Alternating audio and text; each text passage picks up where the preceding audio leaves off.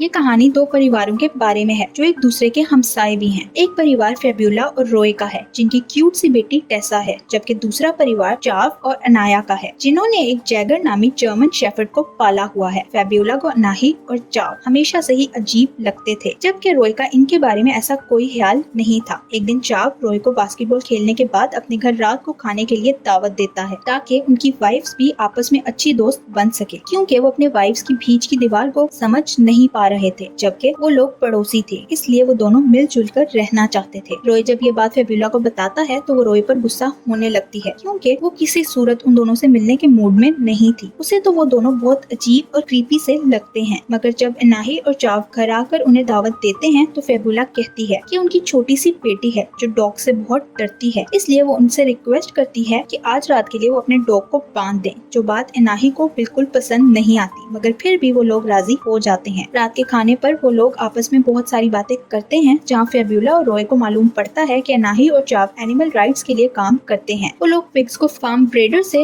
आजाद करवाते हैं, जिस बात पर रॉय उनकी बहुत तारीफ करता है। अनाही और चाव के लिए जैगर बिल्कुल अपनी औलाद की तरह है, जो बात फेब्यूला को बहुत अजीब लगती है। ट्रेसा लिविंग रूम में खेल रही थी जब उसे जैगर की भौंकने की आवाज आती है, जिससे डर कर वो फौरन से अपने पेरेंट्स के पास आ जाती है और उधर जैगर ट्रेसा की तरफ भौंकता हुआ आता है, जो देखकर फेब्यूला को गुस्सा चढ़ जाता है कि उन्होंने झूठ बोला था कि वो जैगर को कैद कर देंगे, और वो गुस्से में वहाँ से ट्रेसा को लिए वापस घर आ जाती है और रॉय से भी लड़ती है कि वो इन जैसे लोगों के साथ दोस्ती बढ़ाना चाह रहा था। अगली सुबह स्कूल जाने से पहले ट्रेसा अपनी फेवरेट डॉल को ढूंढ रही थी जो उसे कहीं नहीं मिलती, मगर जब बैकयार्ड में वो जाकर देखती है तो उधर उसे जैगर अपनी फेवरेट डॉल को पुर्जा पुर्जा करता दिखाई देता है। ट्रेसा चूंकि डॉग से बहुत डरती थी, मगर उसे अपनी फेवरेट डॉल भी वापस चाहिए थी, तो वो हिम्मत दिखाते हुए एक पत्थर उठा जैगर की तरफ फेंकने लगती है, मगर इससे पहले वो ऐसा कर पाती जैगर उसके बाजू पर काट लेता है और टेसा की चीखें सुनकर सब बाहर आ जाते हैं। रॉय और फेब्यूला उसे फौरन से हॉस्पिटल लेकर जाते हैं, जहाँ डॉक्टर एक्सरे देखकर उन्हें बताता है जल्द ही उन्हें टेसा का ऑपरेशन करना होगा, और दूसरा ये कि उसके हाथ की मोबिलिटी खत्म होने के काफी चांसेस हैं, जो सुनकर फेब्यूला और रॉय काफी दुखी हो जाते हैं। हॉस्पिटल में अनाही और चाव एक स्टफ डॉग उठाए फेब्यूला और रॉय से अफसोस करने आते हैं, मगर फेब्यूला को उन पर काफी गुस्सा था, इसलिए वो उन पर चीखने लगती है, जिस पर अनाही कहती है कि इसमें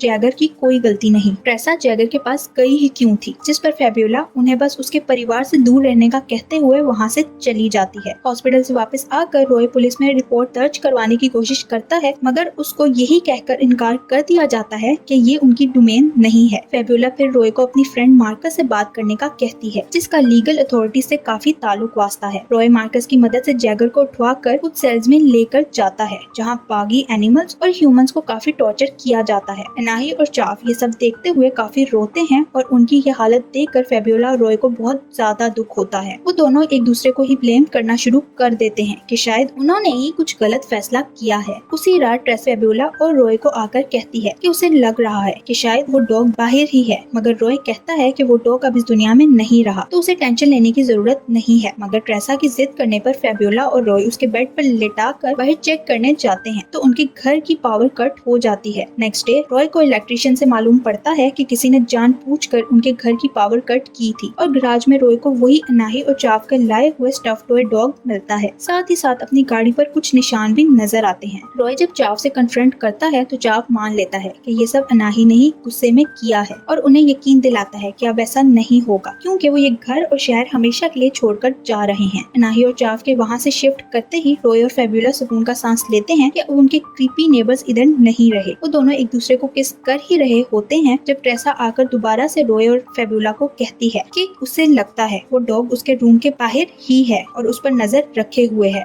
रॉय और फेब्यूला जब चेक करने जाते हैं तो उन्हें भी ऐसी ही फीलिंग आती है कि कोई उन पर नजर रख रहा है, और रॉय ट्रेसा को फेब्यूला के पास छोड़कर बाहर चेक करने जाता है। जब फेब्यूला को मालूम पड़ता है कि उनके घर का इमरजेंसी अलार्म बंद हुआ पड़ा है, मार्कस रॉय को बहुत कॉल्स करता है, मगर रॉय का सारा ध्यान बाहर चेक करने में होता है, जिस वजह से वो मार्कस का फोन नहीं उठाता। मार्कस फिर घर के लैंडलाइन पर कॉल करता है, जहाँ फेब्यूला के फोन उठाने पर वो उसे बताता है कि उसके क्रीपी नेबर्स अनाही और चाव वाकई में अजीब और पागल हैं, क्योंकि चाव और अनाही उनके असल नाम नहीं हैं। वो लोग अलग अलग शहरों में जाकर अलग अलग नामों से रहते हैं, और इन लोगों को उनसे बचकर रहना चाहिए। दूसरी तरफ रॉय को बैकयार्ड में आधी बुझी सिगरेट नजर आती है, जो देखकर वो समझ जाता है कि कोई यहाँ पर है, और तभी चाव एक डॉग मास्क पहने रॉय पर हमला कर करते हुए उसके घुटने छील के खोल देता है। घर में फेब्यूला को एक खिड़की खुली मिलती है और वो फौरन से ट्रेसा को लेकर ट्रेसा के रूम में छुप जाती है। ट्रेसा ने डर को दूर करने के लिए वही स्टफ डॉग भी उठाया हुआ था। फेब्यूला और ट्रेसा का दरवाजा नॉक होने की आवाज आती है, मगर वो दरवाजा ना खोलने का फैसला करती हैं और तभी बाहर खड़ा शख्स ट्रेसा के रूम का लॉक तोड़कर दरवाजा खोलने ही लगता है, मगर फेब्यूला दरवाजे के आगे आकर ऐसा करने से रोकती है। वो शख्स और कोई नहीं इनाही थी, जिसने भी डॉग वाला मास्क पहना हुआ था। फेब्यूला किसी तरह इनाही का हाथ जख्मी करके दरवाजे को वापस लॉक कर देती है और थोड़ी देर बाद दोबारा उन्हें दरवाजा नॉक होने की आवाज आती है और इस दफा रॉय होता है। उसे इस तरह जख्मी देखकर फेब्यूला और ट्रेसा दोनों बहुत ही ज्यादा दुखी हो जाती हैं और वो तीनों फैमिली हग शेयर करती हैं। रॉय जब हेल्प के लिए कॉल करता है तो सिग्नल ना होने की वजह से वो तीनों यहाँ से बचकर निकलने का प्लान बनाते हैं, मगर लिविंग रूम में चाव और अनाही पहले से ही उनका वेट कर रहे थे। वो दोनों एक चेस गेम खेल रहे थे जहाँ चेस के दाने भी एनिमल्स की शेप के थे। रॉय को देखकर अनाही और चाव एक ही बात करते हैं कि उन्हें खून के बदले खून चाहिए। जिस तरह जैगर को मारा गया है उसी तरह वो लोग ट्रेसा को मारेंगे। दूसरी तरफ फेब्यूला और टेसा बैक डोर से निकलकर अपने नेबर से हेल्प मांगने के लिए जाते हैं, मगर दरवाजा न खुलने पर फेब्यूला ट्रेसा को नीचे पेट डोर यूज करने का कहती है, जहाँ अंदर जाकर ट्रेसा देखती है कि उनके नेबर को किसी ने बांध रखा है। दूसरी तरफ रॉय को वो लोग बांध कर फेब्यूला और ट्रेसा को ढूंढने के लिए जाते हैं, जहाँ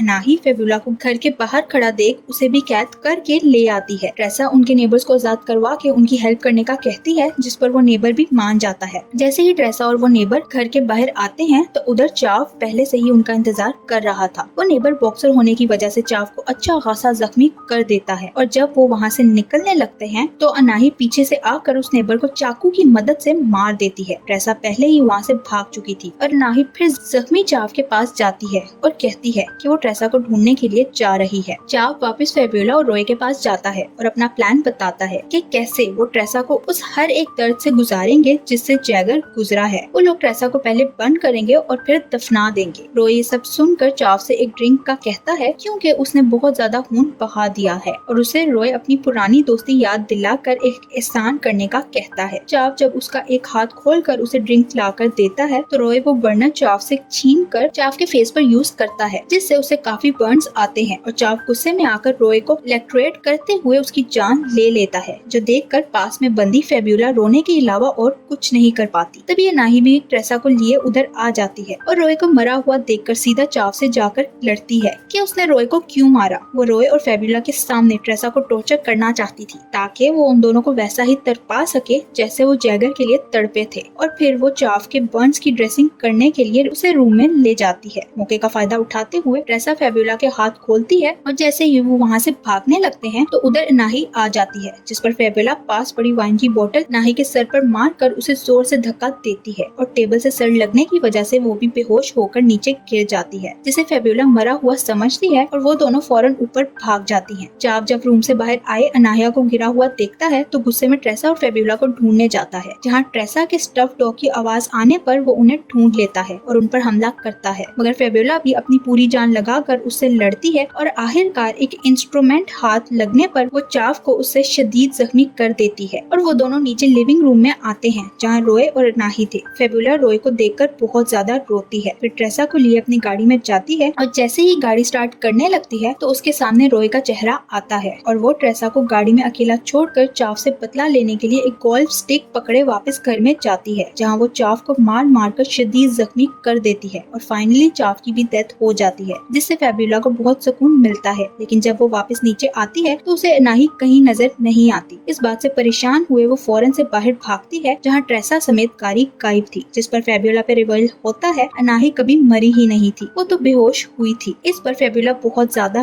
रोती है। अब कुछ अरसे बाद का सीन दिखाया जाता है, जहाँ फेब्यूला की कंप्लेन पर हर पुलिस डिपार्टमेंट अनाही और ट्रेसा को ढूंढने पर लगे हुए थे, मगर वो किसी को नहीं मिलते, मानो जैसे उन्हें जमीन खा गई हो या आसमान ने निकल लिया हो। हर जगह ट्रेसा और अनाही के पोस्टर्स लगाए हुए थे, यहाँ तक कि टीवी और न्यूज़पेपर्स में भी उन्हें ढूंढने के लिए कहा गया था। सीन्स अब दूर किसी घर में शिफ्ट होते हैं, जहाँ फेब्यूला भेस बदले अपने घर में आती है और डॉग फूड खोलकर वो बेसमेंट में जाती है, जिधर ट्रेसा को उसने बिल्कुल डॉग की तरह बांध रखा था। उसके गले में पट्टा डाला हुआ था और उसके खाने को भी डॉग फूड देती थी और यही ये मूवी एंड हो जाती है। Thank you for watching.